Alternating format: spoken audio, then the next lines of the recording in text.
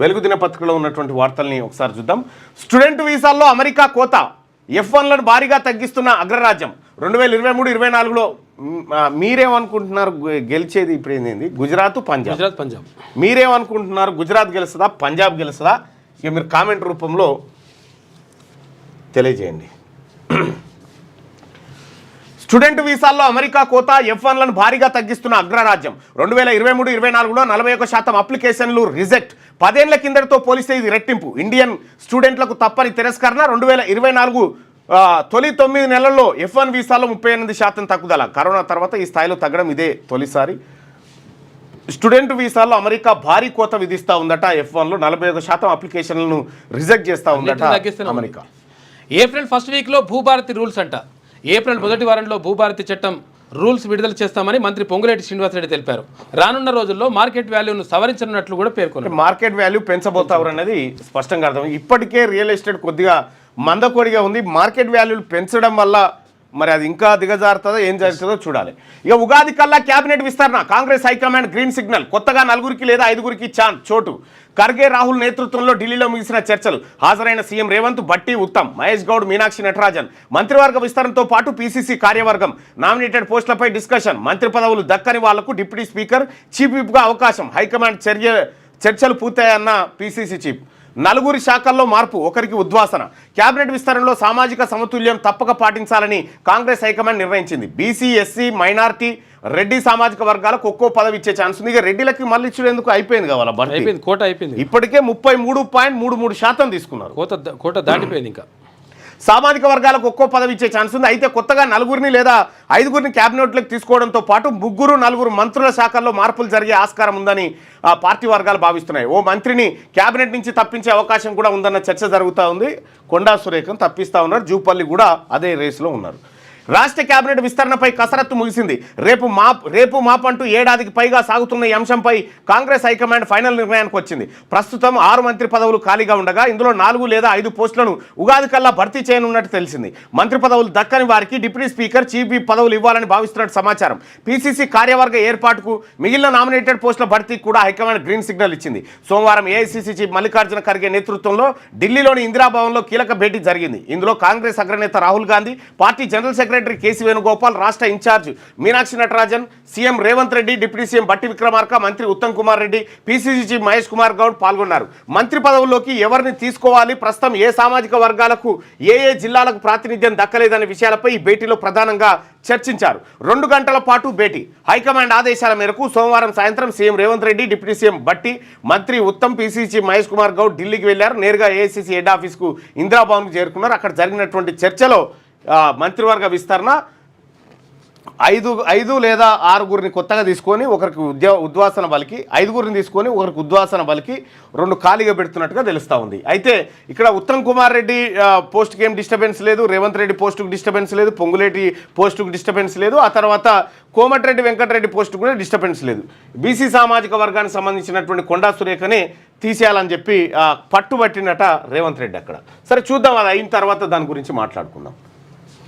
ఈ మండలానికి 3 public high schools, nursery నుంచి ఇంటర్ వరకు క్లాసులు. ప్రతి మండలంలో 4 ఫౌండేషన్ స్కూళ్లు, నర్సరీ నుంచి 2nd క్లాస్ వరకు తరగతులు.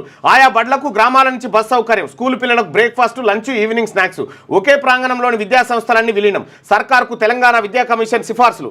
రాష్ట్రంలోని ప్రతి మండలంలో 3 తెలంగాణ పబ్లిక్ స్కూళ్లు, మరో 4 తెలంగాణ ఫౌండేషన్ స్కూళ్లను ఏర్పాటు చేయాలని విద్యా కమిషన్ సిఫార్సు చేసింది. ప్రైవేట్, కార్పొరేట్ స్కూళ్లకు ధీటుగా ప్రతి మండలంలో 2 రకాల స్కూళ్లను ఏర్పాటు చేయాలని ప్రభుత్వానికి సూచించింది. ఇటీవల సీఎం రేవంత్ రెడ్డిని విద్యా కమిషన్ చైర్మన్, మాజీ ఐఏఎస్ ఆకునూరి మురళి నేతృత్వంలోని కమిషన్ టీం కలిసింది. ఈ సందర్భంగా సర్కార్ స్కూళ్ల బలోపేతానికి కమిషన్ ప్రతిపాదించిన సిఫార్సులను అందించింది. దీనిపై సీఎం రేవంత్ రెడ్డి సానుకూలంగా స్పందించినట్టు కమిషన్ ప్రతినిధులు చెప్పారు. ప్రతి మండలంలో ప్రస్తుతం ఉన్న బడులతో పాటు తెలంగాణ పబ్లిక్ హై స్కూళ్లు, తెలంగాణ ఫౌండేషన్ స్కూల్ ఉండాలని సర్కార్కు ఇచ్చిన నివేదికలో కమిషన్లో పేర్కొన్నది. దీనికి కావాల్సిన నిధులు, వాటిల్లో ఏ ఫెసిలిటీస్ కల్పించాలనే దానిపై సమగ్రంగా దాంట్లో వివరించారు అని చెప్పి చూస్తూ ఉంది. అయితే ఆకునూరి మురళి సార్, మీ కమిషన్ ఏర్పాటు చేసింది మిమ్మల్ని కొద్దిగా కూల్ చేస్తాను తప్ప ఇవి ఇంప్లిమెంట్ చేస్తాను కాదనేది నాకు. ఇప్పుడు బడ్జెట్లో పెట్టింది ఎంత, ఇవి ఇంప్లిమెంట్ చేయడానికి 20,000 కోట్లు కావాలి. 20,000 కోట్లు మనం బడ్జెట్లో పెట్టిందే లేదు, జీతాలకే సరిపోవు మనం పెట్టింది, ఆడికాడికే ఉంది లెక్క. ఇప్పుడు శ్రీ చైతన్య, నారాయణ, ఈ విద్యా సంస్థలు, వీళ్ళు పెట్టుకున్న విద్యా సంస్థలన్నీ ఎటుపోవాలి మరి? ఇవి పెడితే ఫీజుల నియంత్రణ కూడా ఇప్పటికి అంటే కూడా వాళ్ళ కండ్లే వాళ్ళు ఏలు పట్టుకోమంటున్నాం ఏంది ఫీజుల నియంత్రణ పైన ఇప్పటికి కూడా మాట లేదు. రైట్ టు ఎడ్యుకేషన్ ఇంప్లిమెంట్ చేస్తలేదు government. Right to education act భారత పార్లమెంటు చట్టం 2009 ఇంప్లిమెంట్ చేస్తలేదు ఇప్పటిదాకా. అసెంబ్లీలో 3 బిల్లులు. అసెంబ్లీలో సోమవారం 3 బిల్లులను మంత్రులు ప్రవేశపెట్టారు. ఇక అవయవ మార్పిడి బిల్లుతో పాటు Telangana municipality amendment bill, Panchayati Raj సవరణ బిల్లు. అసెంబ్లీలో అవయవ మార్పిడి బిల్లు పెట్టిండ్రు, ఆడనే మంత్రుల మార్పిడి బిల్లు పెట్టి వచ్చిండు అంతే. రేవంత్ రెడ్డి ఎక్కడికక్కడ నడుస్తుంది. ఇక పంచాయతీరాజ్ సవరణ బిల్లును కూడా మంత్రులు అసెంబ్లీలో ప్రతిపాదించారట. రైట్గా చర్చలు ముగిశాయి. పీసీసీ చీఫ్ త్వరలోనే కేబినెట్ విస్తరణ ఉంటుందని, దీనిపై పార్టీ హైకమాండ్ నిర్ణయం తీసుకుంటుందని పీసీసీ చీఫ్ మహేష్ కుమార్ గౌడ్ చెప్పారు. మంత్రివర్గ కూర్పు, పీసీసీ కార్యవర్గం, రాష్ట్ర ప్రభుత్వం అమలు చేస్తున్న వెల్ఫేర్ స్కీమ్లు, ఇతర అంశాలపై పార్టీ పెద్దలతో చర్చించాం. రాష్ట్రంలోని తాజా రాజకీయ పరిస్థితులు, ఇటీవల అసెంబ్లీలో ఆమోదం పొందిన బీసీ రిజర్వేషన్లు, ఎస్సీ వర్గీకరణ విషయాలను పార్టీ పెద్దల దృష్టికి తీసుకెళ్తాం అని చెప్పి ఆయన వివరించిందట. ఈ చర్చలు ముగిసిపోయినాయి, కేబినెట్ విస్తరణ ఉంది, జరుగుతుంది. ఇక వెనుజులా నుంచి ఆయిల్ కొనే దేశాలపై 25% టారిఫ్. వెనుజులా నుంచి ఆయిల్ తర్వాత గ్యాస్ కొంటున్న దేశాలపై వచ్చే నెల 2 నుంచి 25% సెకండరీ టారిఫ్ వేస్తామని ట్రంప్ ప్రకటించారు. వెనుజులా కావాలనే క్రిమినల్స్ గ్యాంగ్లను ప్రోత్సహిస్తుందని చెప్పేసి ఆయన అన్నాడు. రైట్గా హైదరాబాద్లో లోకల్ బాడీ ఎమ్మెల్సీకి షెడ్యూల్ వచ్చింది. మార్చి 28న ఎన్నికల నోటిఫికేషన్, 28 నుంచి నామినేషన్ల స్వీకరణ, ఏప్రిల్ 23న పోలింగ్, 25న ఓట్ల లెక్కింపు జరగబోతా ఉంది. ఇది కాస్త ఇంట్రెస్టింగ్ వార్త మనం, ఎందుకంటే ఇక్కడ మరో అగ్ని పరీక్షను ఎదుర్కోబోతా ఉంది కాంగ్రెస్ పార్టీ. రైట్. హైదరాబాద్ స్థానిక సంస్థల కోటా ఎమ్మెల్సీ ఎన్నికకు షెడ్యూల్ విడుదలైంది. ఈ నెల 28న నోటిఫికేషన్ విడుదల కానుంది. ఏప్రిల్ 23న ఉదయం 8 గంటల నుంచి సాయంత్రం 4 గంటల వరకు పోలింగ్ జరగనుంది. అదే నెల 25న ఓట్ల లెక్కింపు ఉంటుంది. హైదరాబాద్ స్థానిక సంస్థల కోటా ఎమ్మెల్సీగా ఉన్న ఎం ప్రభాకర్ పదవి కాలం మే 1తో ముగియబోతా ఉంది. ఇందులో దాదాపుగా జిహెచ్ఎంసీలో ఉన్నటువంటి ఈ కార్పొరేటర్లు వీళ్ళున్నారు. ఇందులో బలం ఎంత కాంగ్రెస్ పార్టీది అని అంటే, ఇటీవల చేరిన 10-15 మంది ఉంటుండొచ్చు. మేయర్ మాత్రం కాంగ్రెస్ పార్టీ వైపు ఉంది. కానీ బీజేపీ, ఆ తర్వాత ఎంఐఎం, వీళ్ళకి చాలా ఎక్కువగా ఉన్నాయి. వాళ్ళు అట్లనే ఉన్నారు దాదాపుగా. మరి ఈ ఎమ్మెల్సీ పదవి కూడా కాంగ్రెస్ చేజారే క్లారిటీ అయితే కనిపిస్తూ ఉంది. బలం లేదు. హైదరాబాద్ నడిబొడ్డున మొన్న ఆ ఎమ్మెల్సీ ఓడిపోయి అట్లా పరుగు, ఇది పోతే ఇంకా పరుగు పోతుంది. ఇక విజిలెన్స్ ఎన్డీఎస్ఏ రిపోర్ట్స్ ఇవ్వండి, ప్రభుత్వానికి కాళేశ్వరం జ్యుడిషియల్ కమిషన్ లేఖ, నివేదికపై కమిషన్ కసరత్తు, అధికారుల స్టేట్మెంట్లు, డాక్యుమెంట్ల పరిశీలన, విధానపర నిర్ణయాలు తీసుకున్న పెద్దలను పిలిచే విషయంపై ఇంకా రాని క్లారిటీ. కాళేశ్వరం మీద ఇంకా ఎంక్వైరీ జరుగుతూనే ఉంది. 6 ఏళ్ల తర్వాత కార్పొరేషన్లు యాక్టివ్ అయినాయి. ఇక రాజీవ్ యువ వికాసం స్కీమ్తో బీసీ, ఎస్సీ, ఎస్టీ, మైనార్టీ కార్పొరేషన్లలో సందడి. ఇక మిగతా కార్పొరేషన్లలోనూ మహిళలు, యువతకు పథకాలు. గతంలో ఎలాంటి స్కీములు లేక ఆఫీసుల్లో స్తబ్దత, ఖాళీగా కూర్చొని వెళ్ళిన అధికారులు, ఉద్యోగులు. రాష్ట్రంలో 6 ఏళ్ల తర్వాత కార్పొరేషన్లు యాక్టివ్ అయ్యాయి. మొన్నటిదాకా BC, MBC, SC, ST, minority corporation, federation ఆఫీసులు ఎలాంటి స్కీములు లేక స్తబ్దుగా ఉండగా, ఇప్పుడు సర్కార్ కొత్త స్కీములు ప్రకటించడంతో అధికారులు, సిబ్బంది అలర్ట్ అయ్యారు. ఏళ్లుగా ఖాళీగా కూర్చొని వెళ్ళిన అధికారులు ఎట్టకేలకు విధులు మొదలుపెట్టారు. రాష్ట్ర ప్రభుత్వం ఇటీవల రాజీవ్ యువ వికాసం స్వయం ఉపాధి పథకాన్ని ప్రకటించింది. దాదాపు 5 లక్షల మంది నిరుద్యోగ యువతకు సబ్సిడీ అందించనుంది. 2 లక్షల యూనిట్కు 70% సబ్సిడీ కింద 1,40,000 రూపాయలకు 4 లక్షల యూనిట్కు సబ్సిడీ కింద 1,40,000, 4 లక్షలకు 60,000 సబ్సిడీ, 2,40,000 ఇవ్వనుండట. ప్రతి కార్పొరేషన్ ఆయా వర్గాలకు ఈ స్కీమ్ను అందించాలని ప్రభుత్వం ఆదేశాలు జారీ చేయడంతో అధికారులంతా కొన్నేళ్ల తర్వాత విధుల్లో నిమగ్నమయ్యారని తెలుస్తూ ఉంది. ఈ అయ్యిర్రో లేకపోతే ఇది ఏం నా అంచనా ప్రకారం ఏం జరుగుతుంది అంటే, ఇది ఊర్లో ఒక్కరికో ఇద్దరికో వస్తుంది, రానోళ్ళంతా ఒకటి అవుతారు. అంతే, ఇదే జరుగుతుంది. చూడు, ఇప్పుడు దళిత బంధువులు అట్లే జరిగింది. అదే జరిగింది.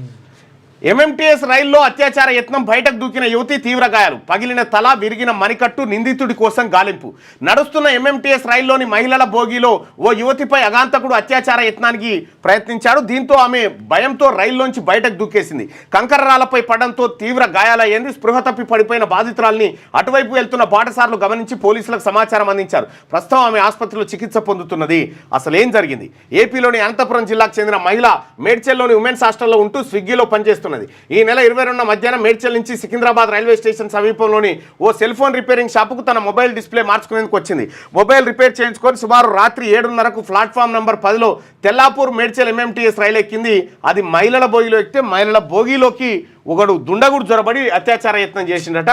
ఇగో ఇది జరిగింది. పాపం అసలు దారుణం. ఇప్పటి వరకు వాడు ఎవడో దొరకలే ఇంకా ఈ వార్త ప్రకారం. పోలీసుల పనితీరుపై ఫీడ్బ్యాక్, సిటిజన్ క్యూఆర్ కోడ్ ద్వారా సమాచార సేకరణ. ప్రతి పోలీస్ స్టేషన్లో 5 క్యూఆర్ కోడ్ స్టిక్కర్లు, ఇంగ్లీషు తెలుగులో ప్రశ్నలు, సలహాలు, సూచనలు, ఫిర్యాదులు. 3 నెలల్లో 8,500 మంది సిటిజన్ల నుంచి ఫీడ్బ్యాక్ అట. 80% పాజిటివ్ రెస్పాన్స్, 20% నెగిటివ్. ఫీడ్బ్యాక్ ఆధారంగా చర్యలు తీసుకుంటున్న ఉన్నతాధికారులు. పోలీసులపై అవినీతి ఆరోపణలు, పోలీస్ స్టేషన్లో బాధితులకు అందుతున్న సేవలకు సంబంధించి అమల్లోకి వచ్చిన క్యూఆర్ కోడ్ సిటిజన్ ఫీడ్బ్యాక్ సత్ఫలితాలను ఇస్తున్నది. పోలీసుల పనితీరు, బాధితులతో ప్రవర్తన, ఫిర్యాదులు సహా మెరుగైన సేవలకు డిపార్ట్మెంట్ తీసుకోవాల్సిన చర్యలపై సిటిజన్ల నుంచి సలహాలు, సూచనలు హెడ్ క్వార్టర్స్కు అందుతున్నాయి. క్యూఆర్ కోడ్ అమల్లోకి వచ్చిన 3 నెలల వ్యవధిలోనే 8,500 మంది నుంచి ఫీడ్బ్యాక్ వచ్చింది. ఇందులో దాదాపు 80% మంది పోలీస్ సర్వీస్ బాగానే ఉందని ఫీడ్బ్యాక్ వచ్చిందట. పోలీసులు ఎట్లా పనిచేస్తున్నారు, లంచం అడుగుతున్నారా ఏం కథ అనేది ప్రతి పోలీస్ స్టేషన్లో 5 స్టిక్కర్లు అంటుపెట్టిరట. ఆ క్యూఆర్ కోడ్ మీద స్కాన్ చేసి దాంట్లో ఫీడ్బ్యాక్ ఇవ్వచ్చట మీరు. ఇక భూములను సర్వే చేయించుకునే బాధ్యత రైతులకే. కర్ణాటక మోడల్ను అమలు చేసే యోచనలో రాష్ట్ర ప్రభుత్వం ఉందంట. రిజిస్ట్రేషన్ టైంలో సర్వే మ్యాప్ తప్పనిసరి చేసే ఛాన్సు. మండలానికి 2 ప్రభుత్వ సర్వేయర్లు ఉండేలా ప్రతిపాదనలు. 6,000 మంది ప్రైవేట్ సర్వేయర్లకు ట్రైనింగ్ ఇచ్చి సర్టిఫై చేయాలని కూడా ఆలోచన చేస్తున్నారు. రైట్, అది మంచి పరిణామం. ఇక అమెరికాలో భారీగా తగ్గిపోయిన స్టూడెంట్ వీసాలట. నో ఎంట్రీ అమెరికా. ఇది లేటెస్ట్ న్యూస్ తెలుగు మరియు ఇంగ్లీష్ అప్డేట్స్ కోసం ఇప్పుడే క్యూన్యూస్ అఫీషియల్ యాప్ని ప్లే స్టోర్ నుండి డౌన్లోడ్ చేసుకోండి. సరికొత్త సమాచారాల కోసం క్యూన్యూస్ వెబ్సైట్ని ఫాలో అవ్వండి. ఛానల్లో ప్రాంతీయ, జాతీయ, అంతర్జాతీయ వార్తలు వీక్షించండి. లైక్ చేయండి.